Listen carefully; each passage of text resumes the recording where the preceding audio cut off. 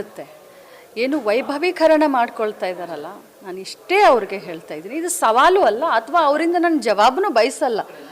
ಅಂಥ ಒಂದು ದುರ್ಬುದ್ಧಿ ಇದ್ದಂಥ ಮನುಷ್ಯನಿಂದ ನಾನು ಜವಾಬನ್ನು ಕೂಡ ಬಯಸೋದಿಲ್ಲ.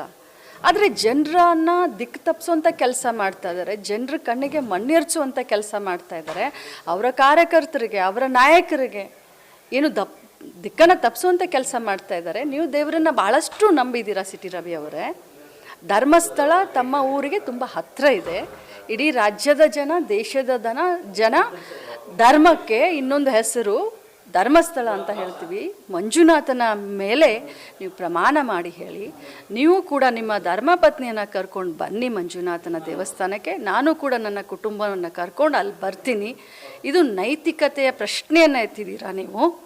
ನಿಮಗೆ ನೈತಿಕತೆ ಇದ್ದರೆ ಖಂಡಿತವಾಗ್ಲೂ ನೀವು ಅಲ್ಲಿ ಬನ್ನಿ. ಇದು ನಿಮಗೆ ನಾನು ಚಾಲೆಂಜ್ ಮಾಡ್ತಾ ಇಲ್ಲ. ಆದರೆ